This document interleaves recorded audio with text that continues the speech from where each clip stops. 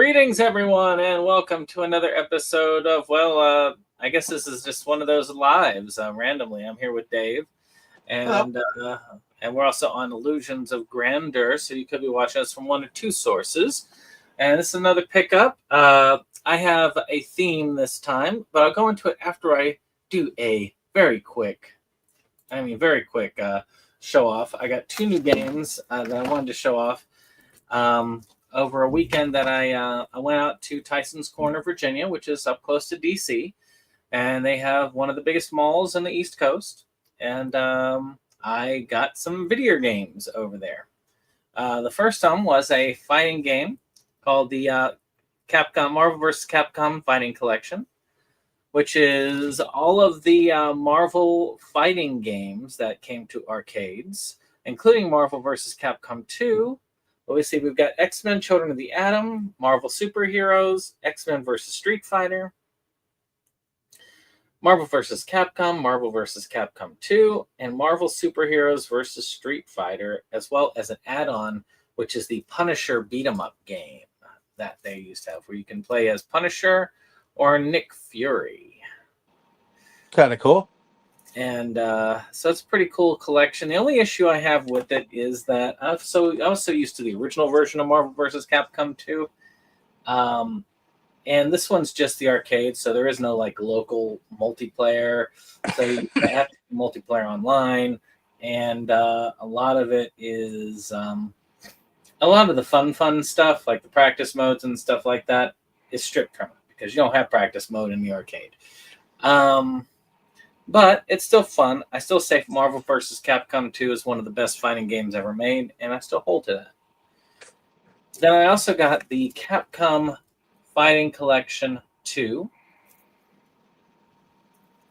Now, this one has Capcom vs. SNK Pro, Capcom vs. SNK 2, which is, in my opinion, the second best fighting game ever made. Capcom Fighting Evolution, Alpha Street Fighter, so Street Fighter Alpha 3, Power Stone 2, Project Justice, and Plasma Sword. So some fun games on that as well. All the arcade games. One of these days I'm just going to get in, get good again, and just enjoy fighting my way through. I played a little bit of the Marvel vs. one, and it's a fun. Okay. So this time around, I just said, I have a bunch of pickups that are shows I used to watch when I was growing up as a kid, or stuff that's related to that. So I thought I would ask Dave. It's like, hey, why don't we just do some fun, like, show-offs of some stuff that we had as kids growing up. I've got a bunch of pickups. He's got some stuff, and I thought it would be fun. So why don't we start? I'll start off with you, Dave, since I showed off my games.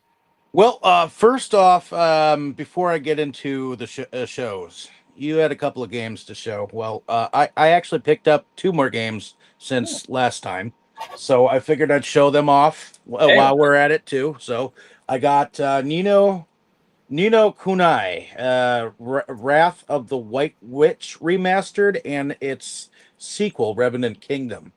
Now I started playing it on the PS3 thanks to you, but since I've got the PS5 system, I needed to upgrade, and unfortunately, they only ported them to the PS4 system. And supposedly in 2 days, I'm going to have the Shenmue collection. So 1, 2, and 3 of those, the 1 and 2 remaster, it's on its way from New Jersey.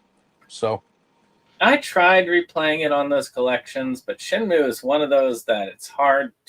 It doesn't hold up as well. It's one of those that if you played it at the time, it was amazing because it showed the peaks of what the Dreamcast could do. But nowadays, there are other games that basically run that system. The most popular of which are called Yakuza, and they perfected that stuff. But yeah, I understand that. and I'm just going to show one more getting into the TV shows so that I can pass it on over to you, so we can start this baby of a video. I picked up He-Man, Masters of the Universe, the original. Good Uh, series. uh, Picked it up probably a year ago. I think I paid 25 for it, so that's not bad. Yeah, Used. So you know what's funny is I just showed those off with Jake recently. The He-Man and She-Ra sets both have the exact same bonus features. I imagine so. But it does have the stuff like the Christmas special where She-Ra debuted. So it's kind of cool to have that as well. So not a problem on that. All right. Alrighty, heading over to you. So this one is a multi-partner, really, but I'm going to just show them off. So I got some of these when Disney Movie Club was shutting down, and Disney was a big part of my childhood. And you'll see some Disney here, but it's not all Disney, so no worries.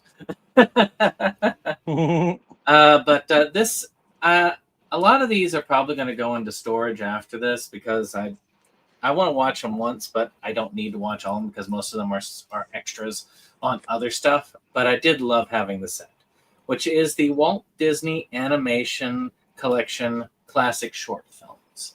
So, like, this is Volume 1, which includes a litho print, which I don't think this one does anymore because I got this one used. But wait, what do you know? It does. It does still have the print. Hard to believe. It has on it Mickey and the Beanstalk, The Brave Little Tailor, Gulliver Mickey, Through the Mirror, and Mr. Mouse Takes a Trip. I think one of these days I'm just going to have to do like a full-on watch through of all of these before I put them up. Yeah, some of those collections were various animations that were pulled from some of those metal Disney treasure that they tried to say was vault, only material, Well, some of this stuff is definitely out of print, that is for sure. But a lot of it, if you look at a lot of Disney films, they just threw them on different Disney films as extras. One I'm still trying to find is Morris the Moose, which I'm not sure if that's on any of those, but I know I like the original, The Reluctant Dragon. Well, you'll see, you'll get to hear everything on them because I'm going to go through all of them. Volume 2, The Three Little Pigs, the main headliner. We know that one, right? Yep. The big Who's bad afraid of the big bad wolf? The big bad wolf. The big bad wolf. Then we have Three Little Wolves, and then Lambert the Sheepish Lion. I'm sure you know that one too. I remember Chicken that Little. one. Chicken Little's dark as hell. I know, right? I rewatched that and I was like, they all die. There were a lot of Disney ones that were dark as hell. The Three Blind Mouseketeers, and Elmer the Elephant. Okay. Then we have The Prince and the Pauper.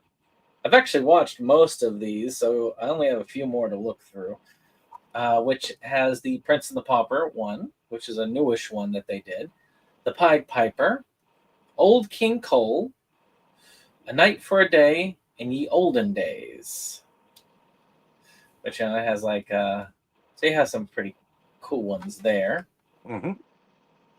Volume 4, which actually is one of the ones I got off Disney Movie Club because it's brand new, which has The Tortoise and the Hare on it. So that's Volume 4. It is The Tortoise and the Hare, Babes in the Woods, The Saga of the Windwagon Smith, The Goddess of Spring, Toby Tortoise Returns, and Paul Bunyan. So kind of cool. Then we have number 5, which already is one that I have already because I have the Mr. Toad along with because they had the Ecopop Crane plus Mr. Toad, which that one does stay in my collection because that's perfect for Halloween time. Because of not Mr. Toad, but the Ecopop Crane one. that has Wind in the Willows, The Ugly Duckling, The Robber Kittens, Grasshopper and the Ants, The Wise Little Hen, which is one of the early appearances of Donald Duck, by the way, and The Golden Touch, which is, of course, the King Midas tale. Then here's one you were talking about, The Reluctant Dragon, which has, well, The Reluctant Dragon, Goliath 2, Ferdinand the Bull, which has its own animated movie, and Johnny Appleseed. So some fun ones there. Actually, Johnny Appleseed is also in the Legends collection, which I do have, American Legends collection. Then one more, which you all know from because we covered it during the winter, which is Mickey's Christmas Carol, which I have multiple times. It has Mickey's Christmas Carol, Pluto's Christmas Tree, The Small One, and Santa's Workshop. So all 8 of these volumes I have, which is one of the reasons why I'm debating whether to put them on my main shelf or not, because that's a lot of space right there. Especially for stuff that I already have in my collection strewn throughout. Okay.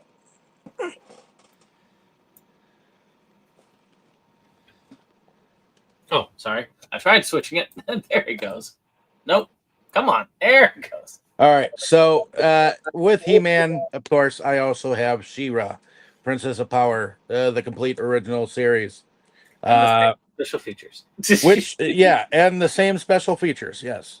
Yeah, glad I picked these up. I still have to do a watch through because I used to watch it when it came on the Hanna-Barbera channel and before it was Cartoon Network. Definitely glad that it's in the collection.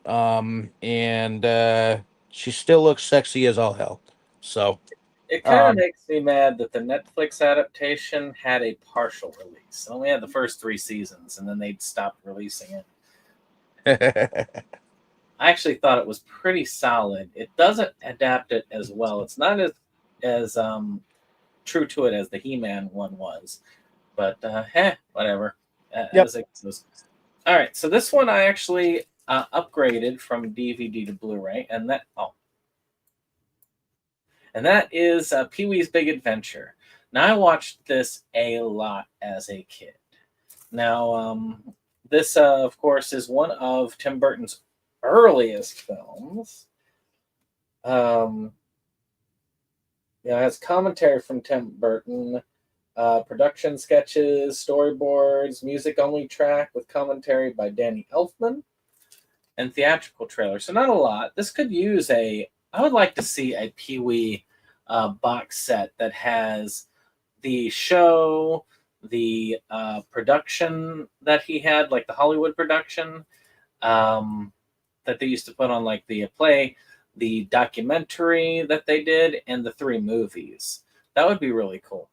I really like that documentary. If you haven't had a chance to watch it, you should watch it. It does give you a lot of enlightenment about some of the stuff that went on, about that whole thing about the movie theater that got him in trouble in the first place, and then that later charge of indecent material, which everybody at that point said that he was, a pedophile and all that. But then I saw the picture of it, is that he was really into collecting pretty much everything. He wasn't that different from us in that sense. He collected a lot of things. And one of the things he did like to collect was vintage porn. And the cover was actually of a young adult male, because it's all gay porn, because he's gay. But, and you know what? If the dude wants to collect porn and it's adults, then that's fine. There are a lot of us that they could find our porn stashes and be ashamed of us, But that was still great movie. Well, I have no problem saying that I love vintage porn. But anyways. So next I have this is the 1960s animation of Spider-Man. Spider-Man does whatever a spider can. That's where that originally came from. I mean, Yep. before some dude bro surfer decided to strum a guitar in the Spider-Man movie trilogy.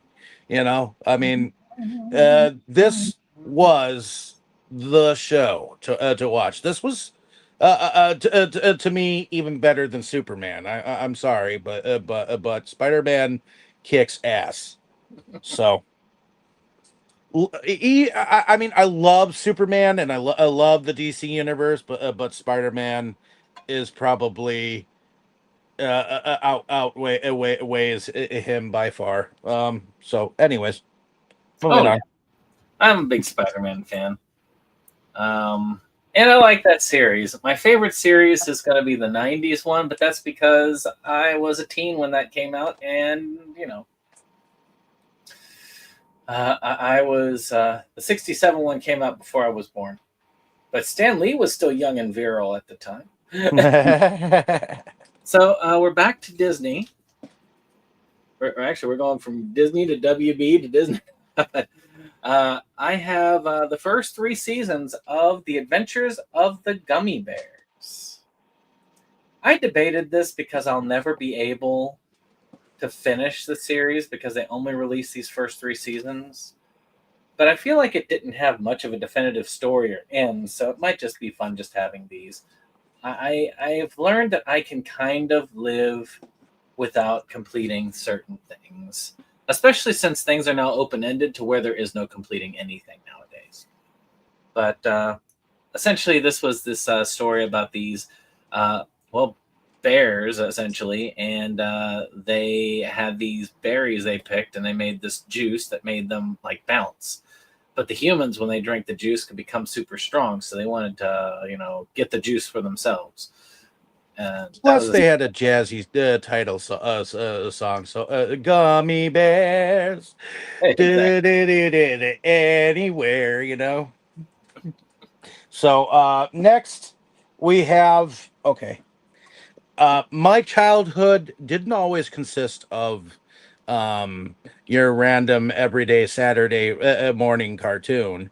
It also consisted of many adventures from many different shows, and this is the Wild Wild West, not the Will Smith version. Even though I didn't mind that one, I know a lot of people didn't like that one. I like it for various reasons. But I enjoyed this show and its corniness and its trains and its bikini-clad females and three-piece suits, and Dr. Lovelace. So, it was pretty rad in here. So I like this collection, and even though it doesn't exactly entirely fit on your shelf. It's pretty cool. It's got, I mean, and I do have to say that the way that they have these sitting in this paper ass sleeves is pretty I was gonna say, let's success. destroy the DVDs while we're at it. But yeah, that being said, I mean, it's a good series. There are even 2 movies like after, like reunion movies, Wow, which I wow. still, yeah. So, I still have to do a run through of this. I got this for Christmas, like quite a few years back. So It's is the Will Smith one anything like the series? I never watched the original series or the Will Smith one for that matter, but at least I know what that one's about. um, it tries to be. I mean, it's. I feel like it gets the corniness of the series. So Will Smith brings his own style to it. So that's a little different. I mean, they pretty much switched a white man to a black man, so a colored man. Sorry. And I think Will Smith at the time was at the height of his game. It just wasn't the best film for him. If you care about the uh, blockbuster end of things, so it tanked at the time, if I remember correctly. It's But got kind of a cult following these days, I guess. But it I was never watched it, so I couldn't care one way or the other. I'm I'm a weird person about westerns. I have some I liked, but they're very few and far between. So I'm going to show something that's definitely and it took a series and up the ante. It wasn't the cat that just jumped up on there. It is Batman, the complete animated series. So I used to have a pretty large set, but the DVDs were starting to get damaged, I guess, from time. So I said, I'm going to just upgrade it to the Blu-ray set that's up here, because Blu-rays do last a little bit longer. And it's a little bit less room than the other one took up. I think I still have it sitting somewhere as a nice little display item, but it does have all of the major series. It also has the animated films Mask of the Phantasm and Batman and Mr. Freeze Sub-Zero, which I have 2 of each copy, because I also have that Batman animated sets. But it also has all 109 action-packed episodes and 12 commentaries. Now, this one also introduced my favorite Joker, the Mark Hamill Joker. To me, people say, well, who's your favorite Joker? And, of course, Jake's first answer would be, well, Dark Knight Joker. There's no ifs, ands, or buts. My answer is always Mark Hamill Joker. To me, he's one of the best. I'd like to see him actually play a live-action Joker, but he had said that when Kevin Conroy died, that was it. But I thought that one did very well. It kind of went off the rails a little bit towards the end, but as far as the series goes, it was really good and still holds up to this day. Did you watch that one as a kid, Dave? I did, but I watched this more. I watched this more. I'm sorry, but I watched the live action 1960s leotard Shakespeare Batman. I loved the fact that they kept it comic book style with the pow, zing, zang, boom, bang. And I love especially if you're used to the initial enemy cast, like you've got the Riddler and the Catwoman and Penguin and the Joker. Well, to me, the Joker for the longest time to me was Caesar Romeo. So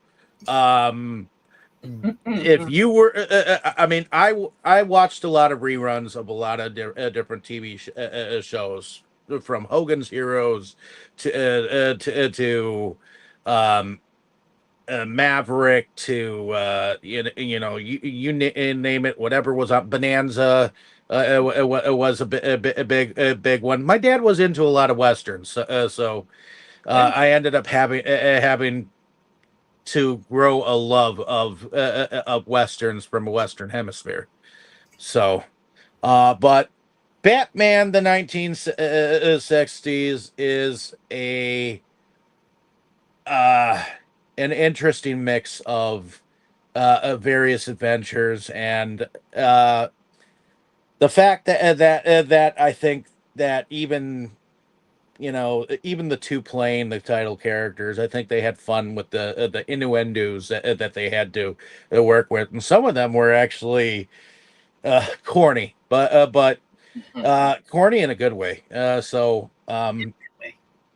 I mean, it's what started kind of it all. Well, actually, no, it is what brought Batman into the mainstream, even though in a good way.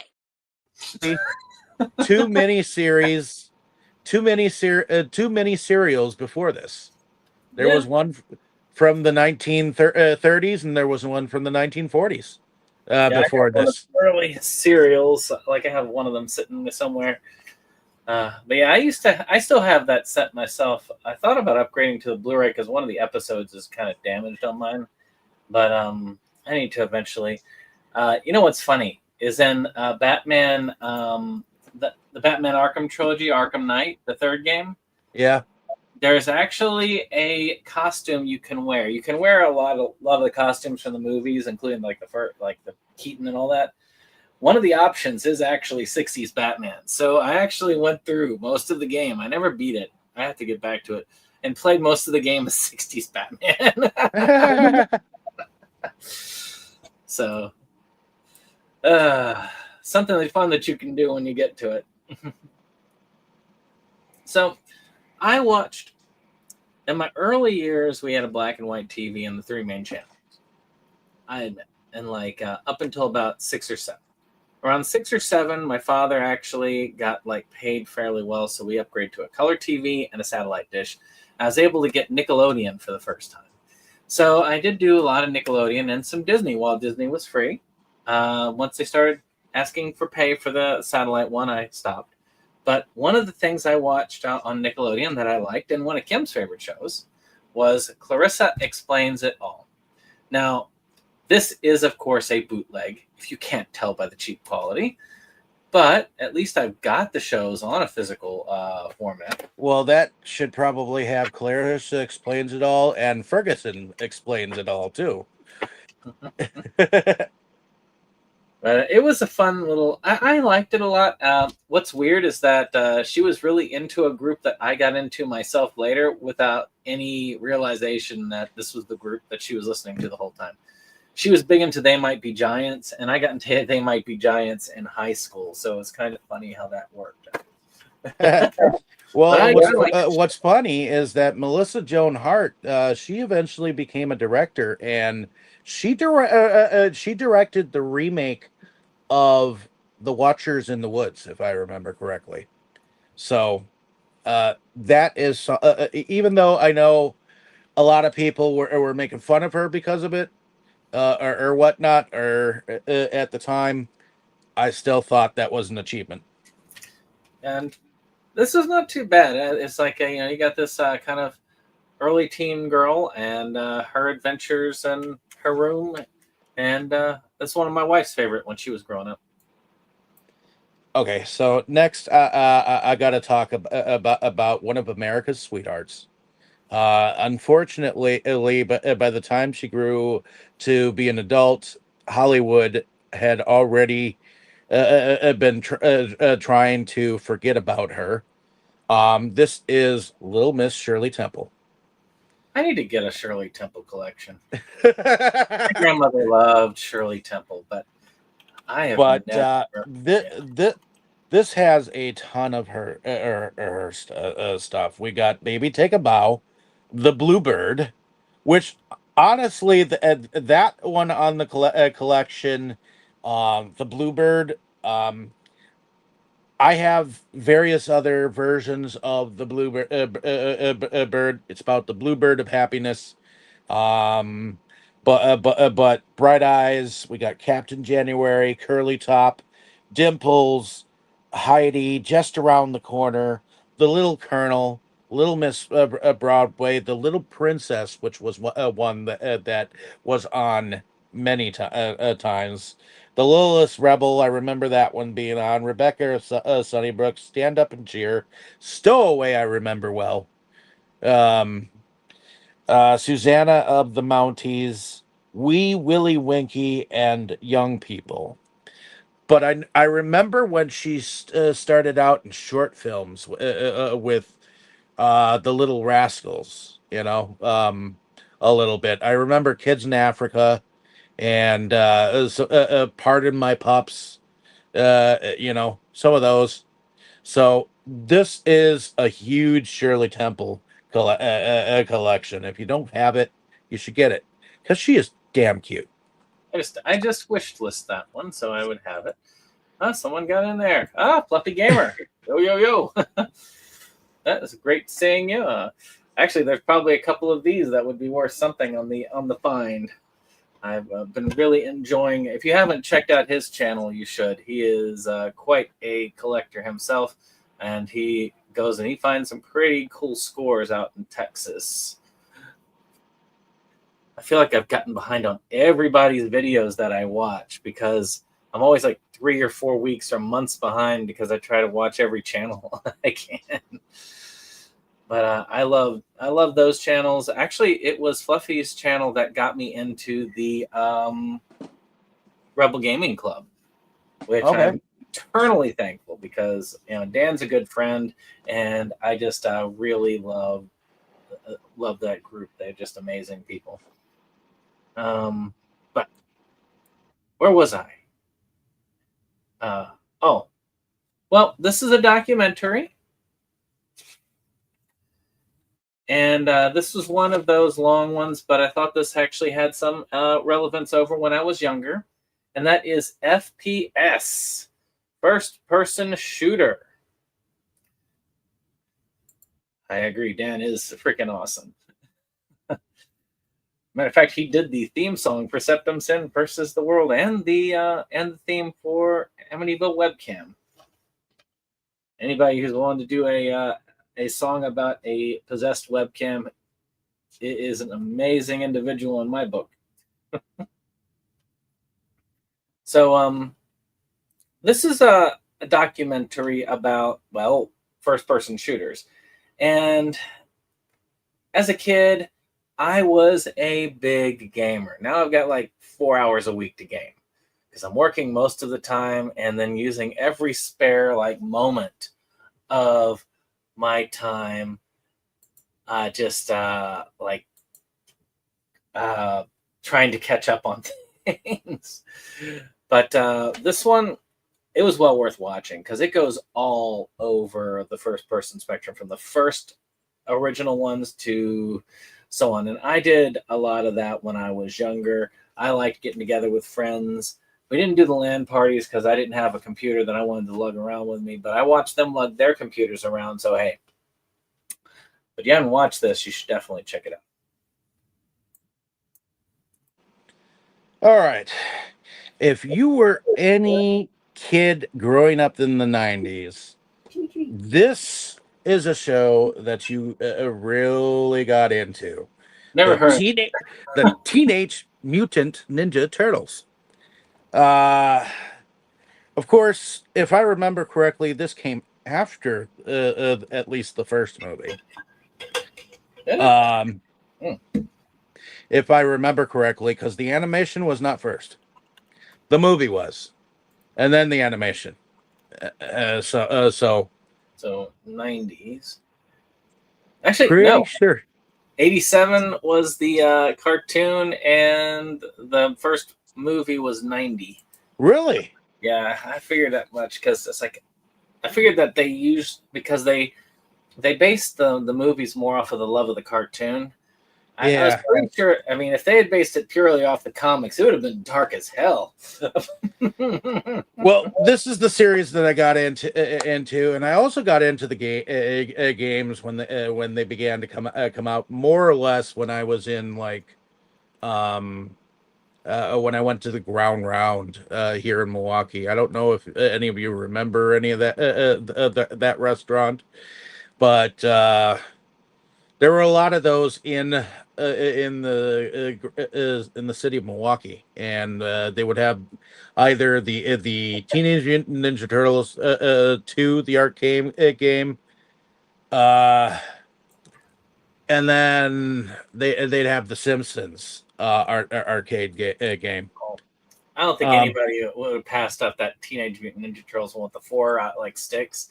And I agree. The first 2 movies were good. The other movies, well, I've seen them now. Corey Feldman was in the 3rd movie. Yeah.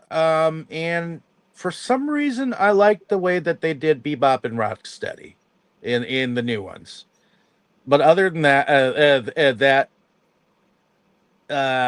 no. I was even though I collected them, I was kind of out of them. But anyways, I've never seen the Michael Bay one, or the newest one that they did. I've only seen like the first 3 live action ones, and then they did an animated one that kind of looked like a video game which we covered on our channel.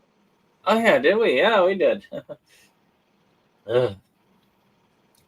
But that arcade game though, if you could get some friends together, it was great. If you get all 4 turtles on the screen, and they let you do that with the new TMNT collection that they have. The You can get Kawabunga collection. Yeah, you can get 4 friends together and do it. Oh yeah. You know, I mean, it looked like it could be fun. I just never got to watch them. I think that's the story of my life, isn't it? It's like That's so the much story more. of your life. It's like I'm watching it constantly, and I keep missing stuff. It's like it's in my eventual list. That's why I like our groups. We get to cover a lot of the stuff we never watched.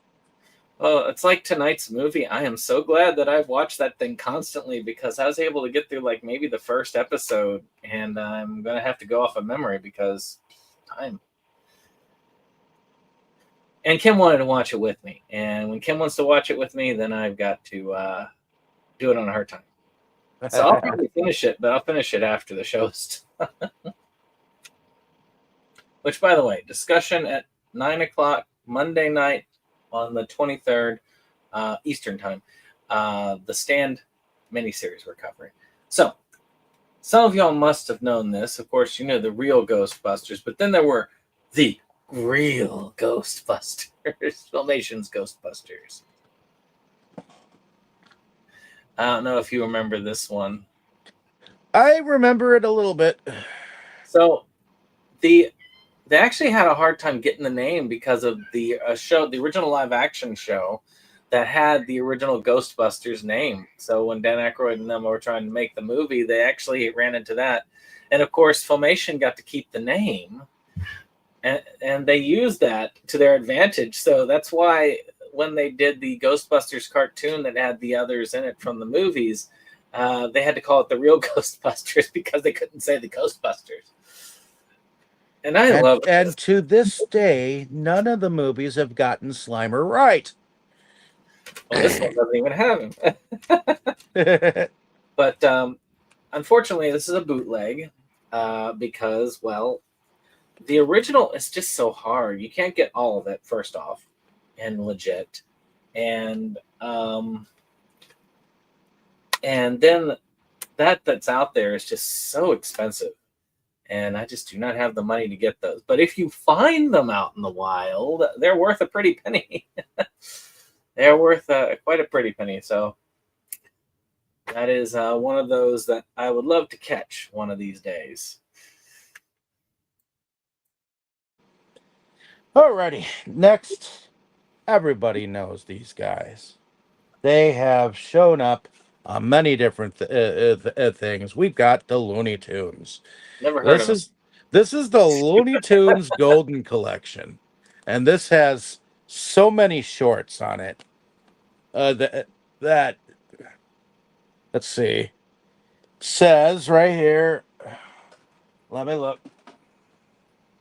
Says it's got 375 classic theatrical shorts, uncut and remastered, over 36 hours of zaniness, plus over 25 hours of special features.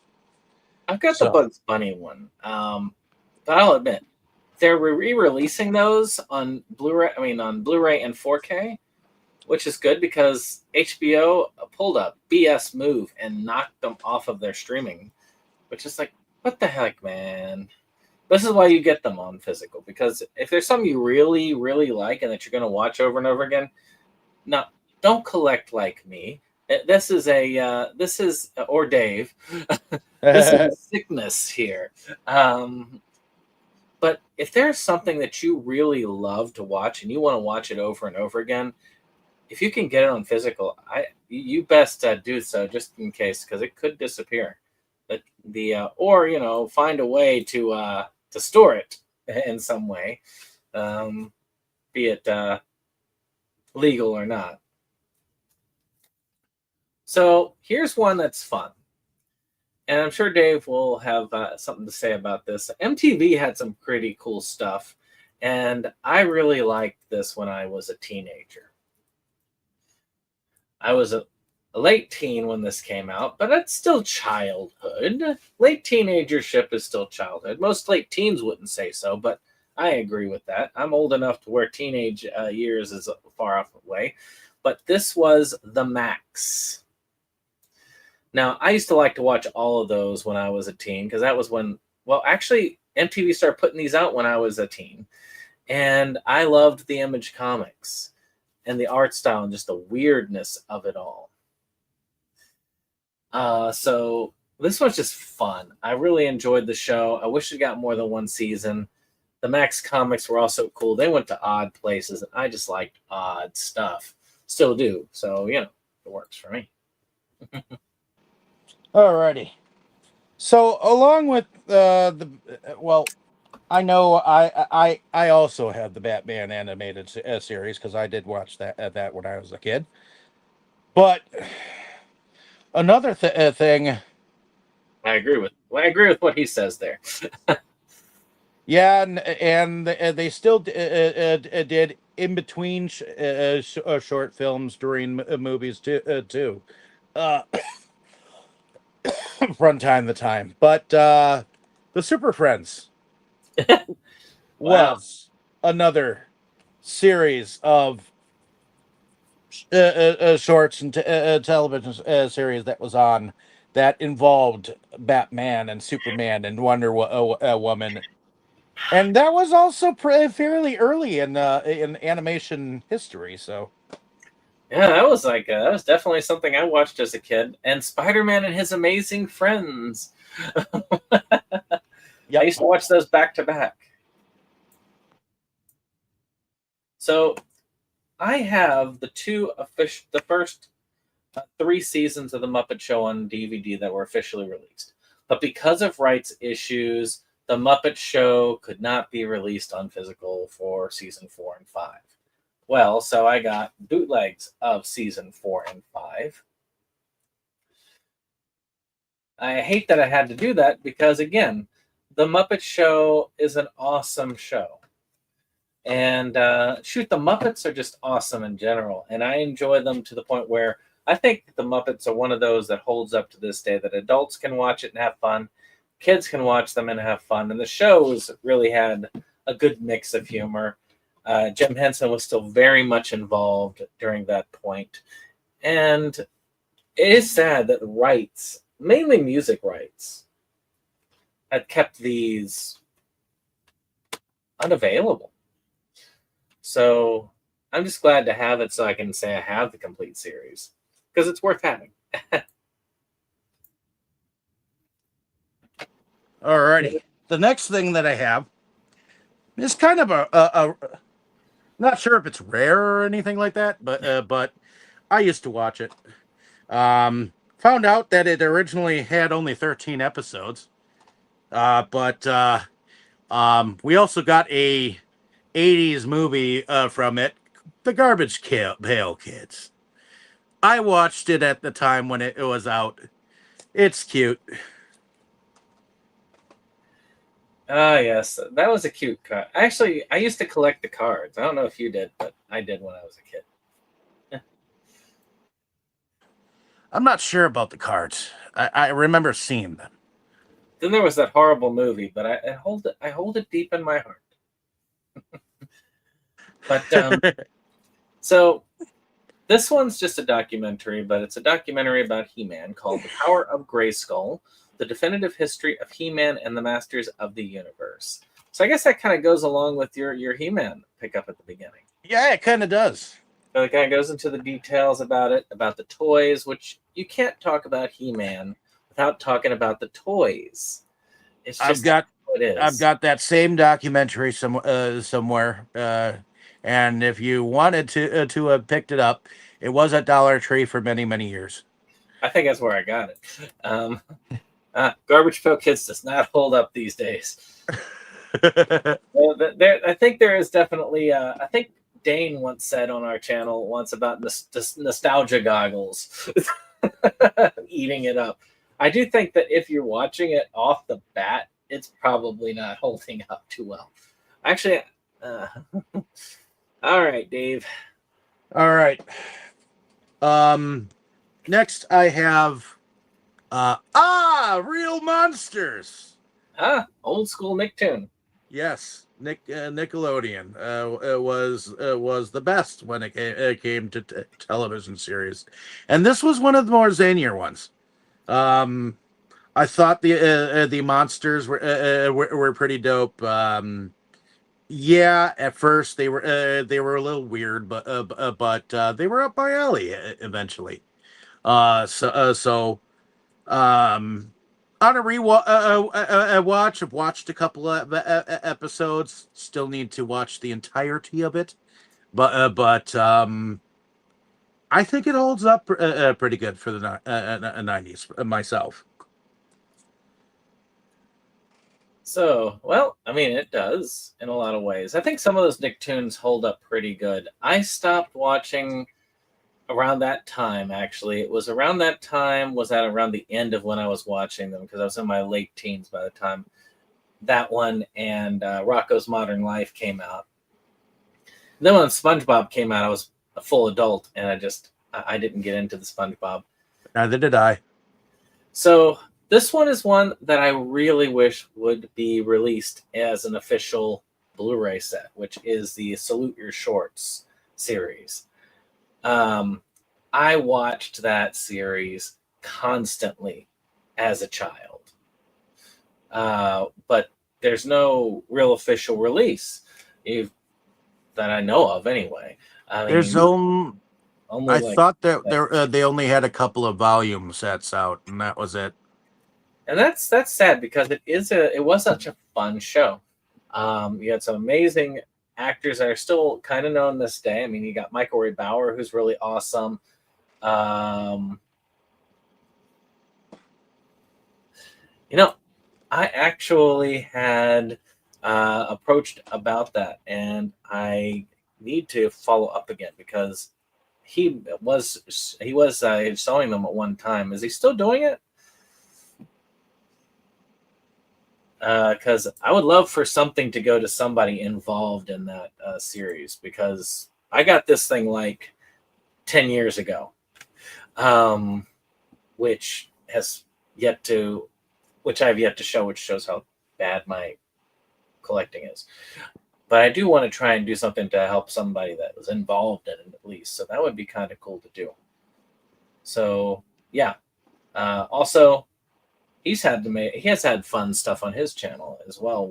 If you've checked that out, a lot of cool people and a lot of cool memories. I mean, who doesn't have the song go through their head if they haven't seen it? Did you watch that one when you were a kid, Dave? Which? Salute Your Shorts. I did when it was on. I mean, it wasn't. It wasn't. I remember watching Hey Dude. I think there was something at the time. I think it was a Nickelodeon show, wasn't it? Oh yeah, Hey Dude was a Nickelodeon show. That one actually did come out with one. Yeah, just not a full complete set. Viacom But create an official set. Give him a whole bunch of ones to sell so that he can get some extra money off of it. But anyway, my next pickup is Inspector Gadget.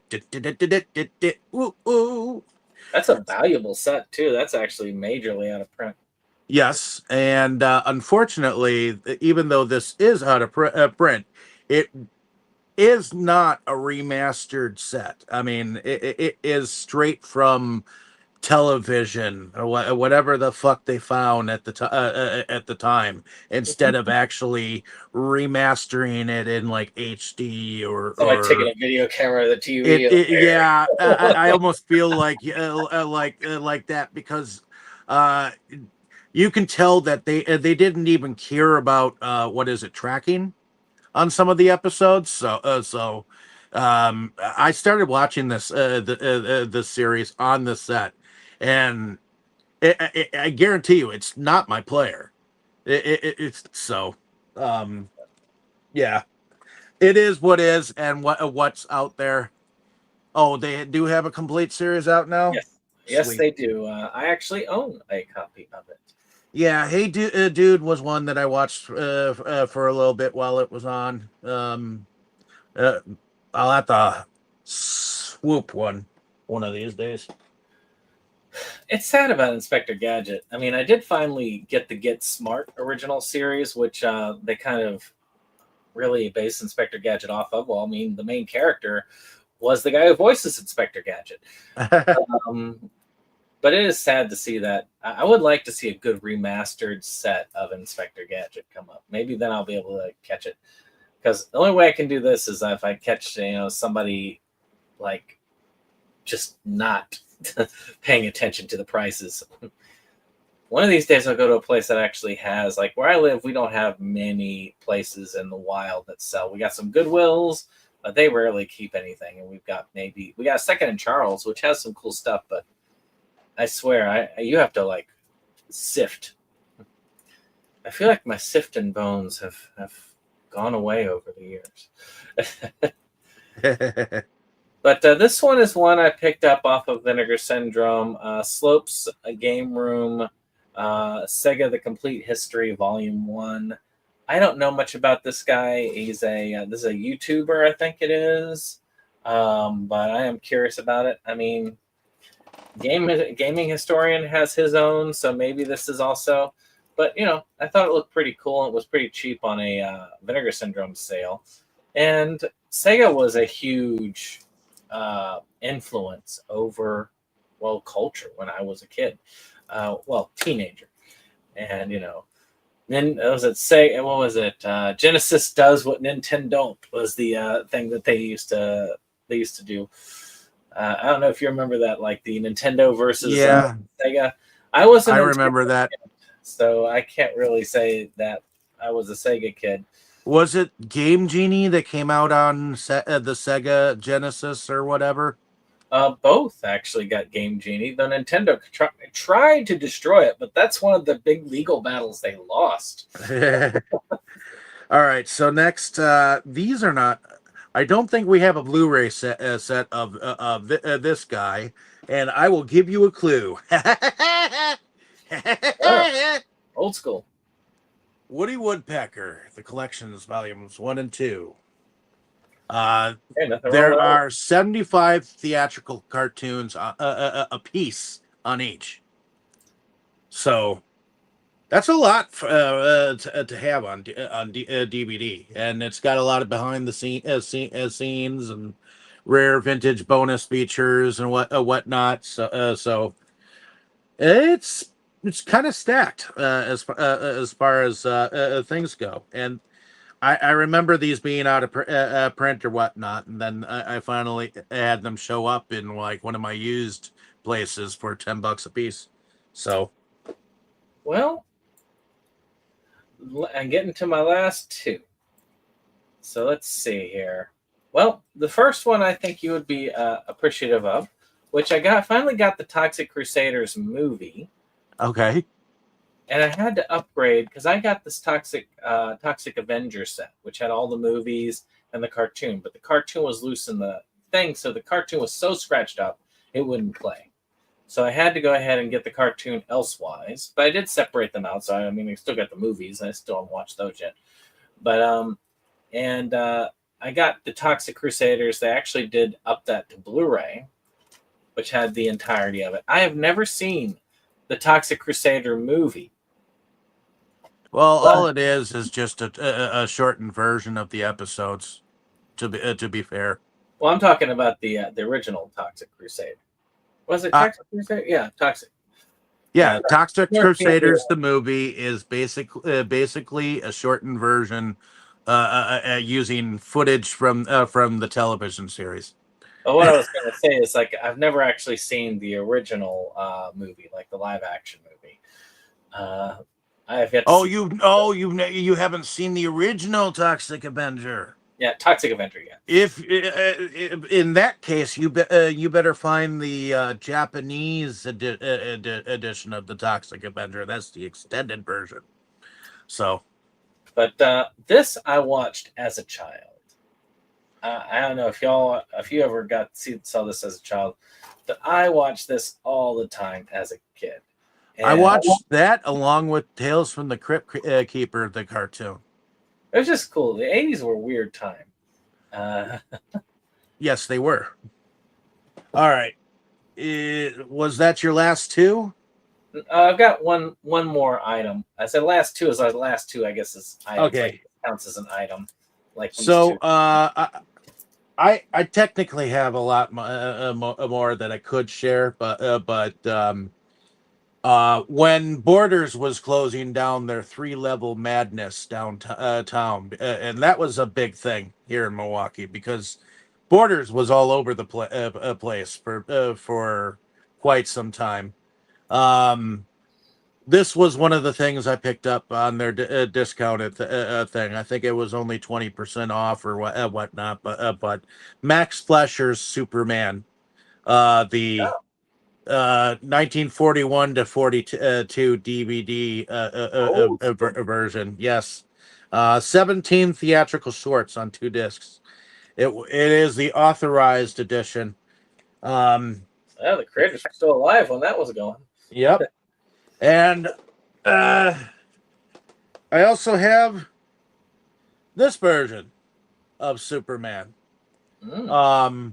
Since I'm talking about Superman, I might as well go right down the line. This is the complete animated series of the original Superman. That was on in I think the 90s, if I remember correctly. Let's see. Look at what year this came out. Oh, well, we've discussed this movie on Inside Movies Galore before, but I upgraded it to 4K from my DVD, and I had to make sure that most of the special features were still involved on it, which it does have, and that is the 4K of Who Framed Roger Rabbit. I loved this when I was younger. I don't know how young I was, but I feel like I was still somewhat of a kid at the time. No, it did not come out in 2021. No, it did not. Yeah, it wasn't 1947, 1988. So I was 9 when this came out. And I was psyched that Bugs Bunny and Mickey Mouse were on the same screen. Like Daffy Duck and Donald Duck doing that piano sing together. It was just really cool to see it as a kid. And I really enjoyed this film. I watched it a lot. And I'm going to go with the 4K version. See, my first introduction to Roger Rabbit was through it was on the VHS of Honey, I Shrunk the Kids. Oh yeah, right before the feature, you saw I think it was something called Tooth or something. It might even be an extra on your 4K there. Let's see. Do they have any of the short films of his? Yep, it has all the shorts on it that they had. Yeah, the one where you pretty much meet Boss Baby. Did you have any more that you wanted to show, or are we good? Because I'm done. I suppose I could show one more. Give me 1 second here. All right, I'll put you over here.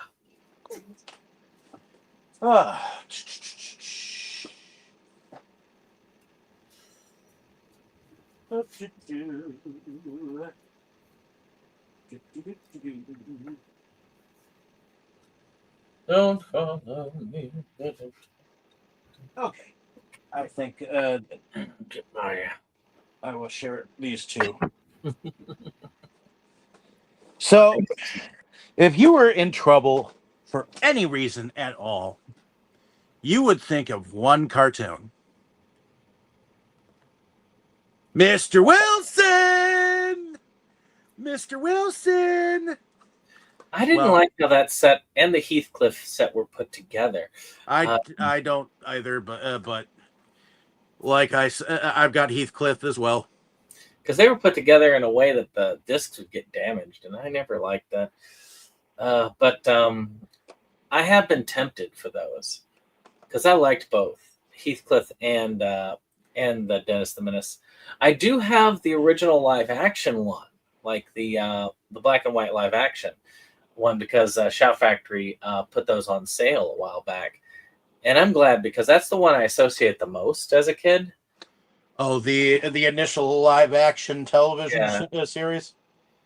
Yeah, I remember that too, because that was going on around the same time as Andy Griffith's show and Lassie and all that jazz. But I'm not sure why they I don't see Dennis the Menace on like the Me TV channels or whatnot. I don't understand why.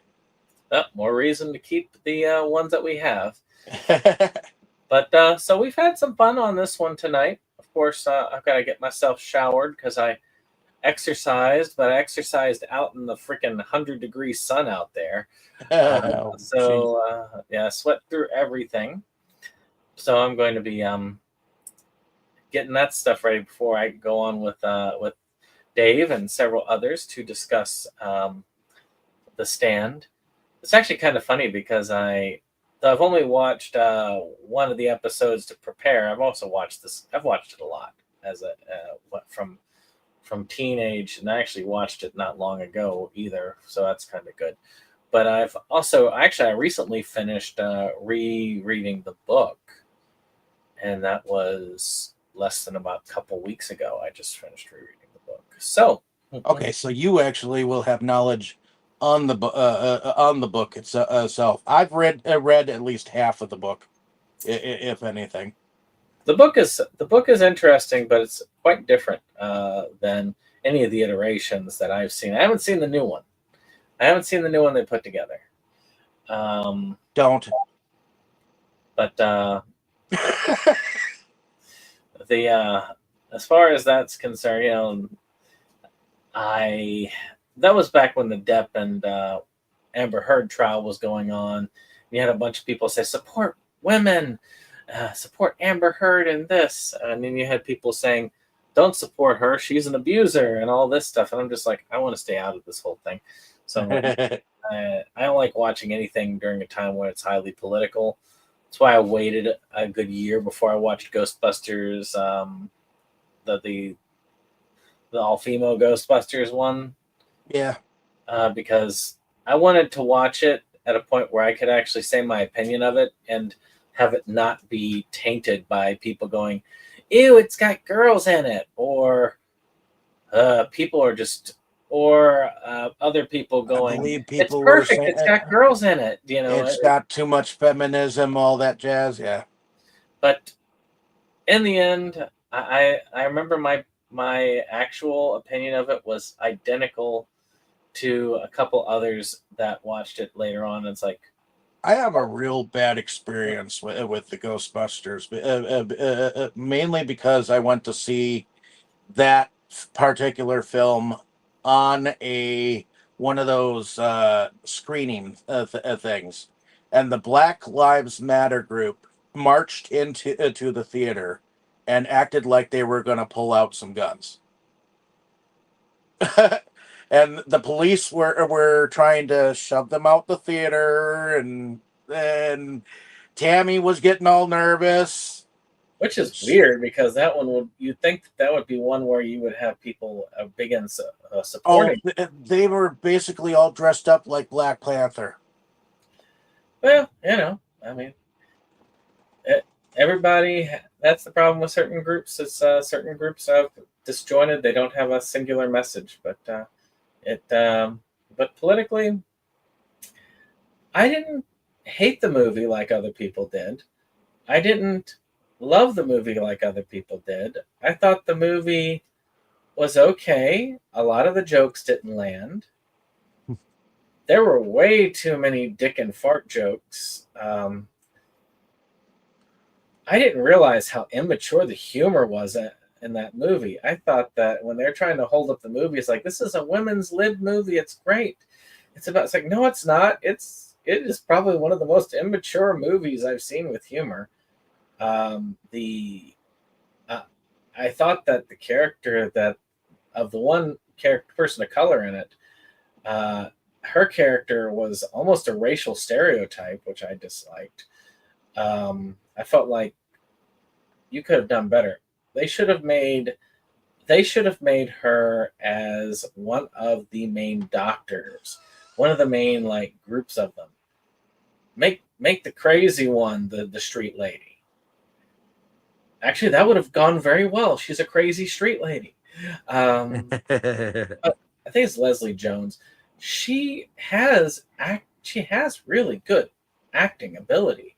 Yeah. She could have played a doctor and somebody who is a teacher very well. So I don't know. I felt like that one. I felt like if it didn't have the politics lined up to it, and I really blame the He-Man Woman Haters Club people for stoking those fires. I do too. Because if they hadn't been yelling about it, it would have just crashed and burned and move on. I think the only thing I got out of it was the female Egon. I think her character was badass. But other than that, the film was okay. Well, I thought that the guy who played the secretary, and I can't think of his name, I think was it Chris Evans?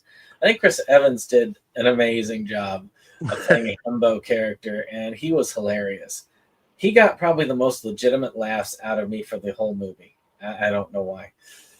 But actually, the movie was almost a shot at nerds, because they basically beat a basically incel nerd guy who was their main villain. So, but with that being said, I hope y'all have enjoyed this. If you did, hit that like button, hit that subscribe, and share. And hey, if you can, let's talk about some people we've talked about online. Fluffy Gamer, oh yeah, subscribe to that channel if you like this kind of stuff. Definitely subscribe to his. Michael Ray Bauer, you should check out his stuff. What Movie One? Lots of people in the credits. Look down below. We've got a lot of links. So, check it out. And we'll see you on the next one. Bye-bye. Bye-bye.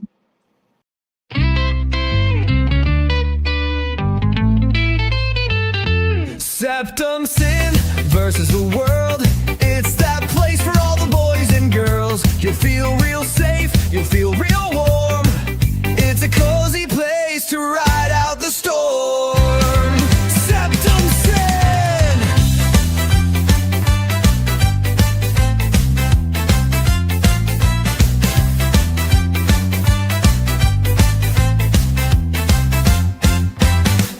SeptumSin and his best boy Jake see the trends that scare us every day. Physical media is going to the side. Doctor streaming will rule the world in time.